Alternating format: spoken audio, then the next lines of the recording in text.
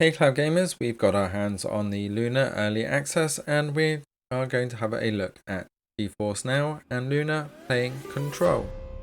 So Control is one of the ray tracing showcase games and is probably one of the best implementations of ray tracing to date. So first of all, we're going to have a look at the start here, launching both GeForce Now and Luna at the same time from a cold start just to see how long it takes to get up and running for the application and straight into the game. The 30-second mark then, we're pretty much neck and neck, just launching into the main area here.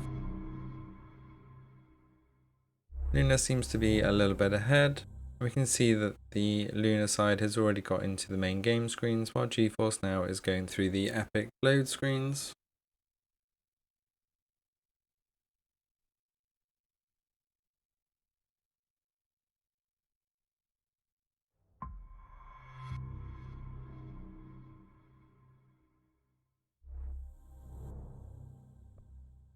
And Amazon Luna hits the main menu screen there at 1:06.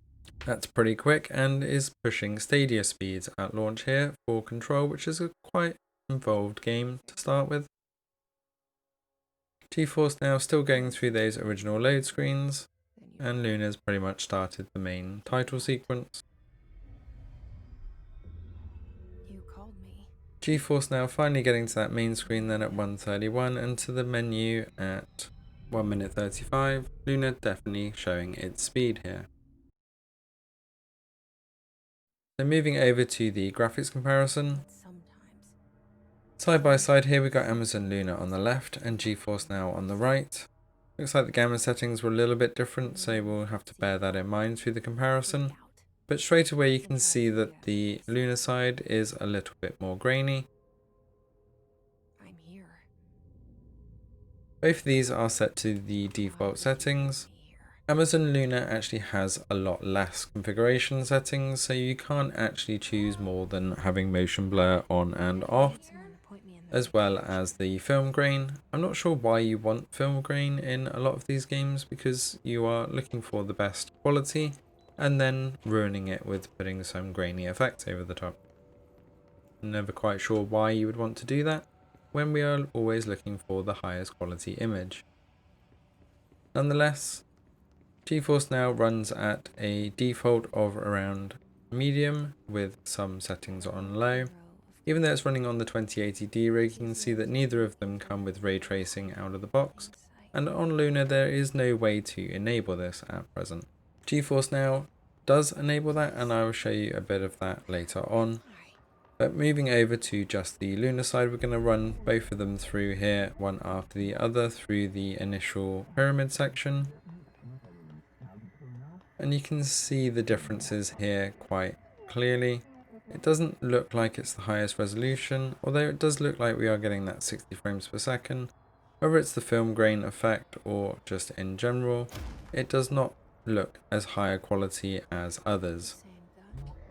As I said before, the film grain effect, especially with streaming platforms, seems like the worst thing that you could do, because you don't know whether the quality drop is because that's the way it's supposed to look or because you've got a problem with your stream.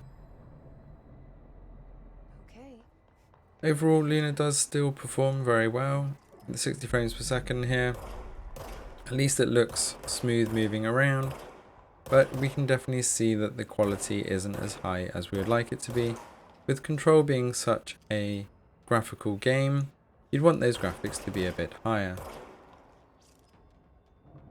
But it's more than playable, and considering Luna is chucking this in with the Luna Plus, which means that you are playing this game as part of that $6 a month subscription and not having to shell out the $25–30 that you can pick this up from on the Epic Store or even on Switch now with the streaming there.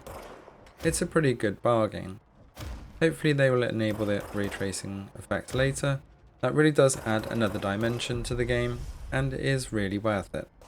As we move over to GeForce Now, again this is set to the default settings for the game, just so we can see what it's like in comparison. So again, it does seem to have that film grain effect, but immediately we can see that the floor seems to be a bit shinier and we have a much greater contrast between those light and dark areas.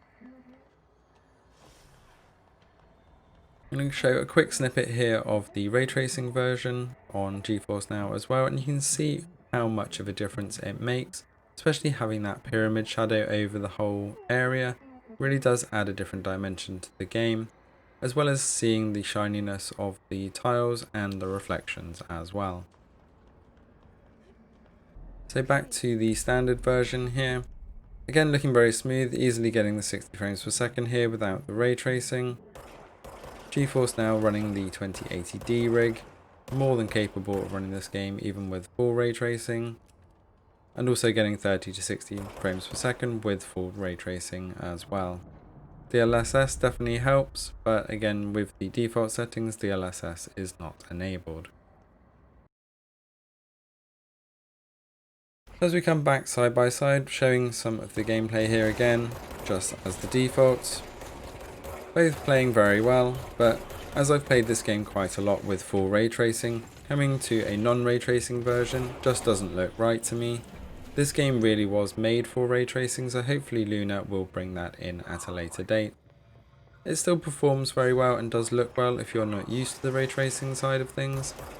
And Luna allowing you to play this game for that $6 subscription versus the $5 a month for ray tracing version with Founders on GeForce Now, plus buying the game at another $25–30 is probably a good entry into the market.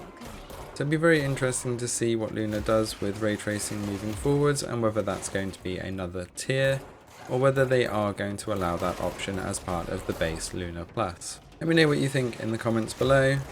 Even with a quick showcase of the ray tracing version, how do you feel about not having ray tracing?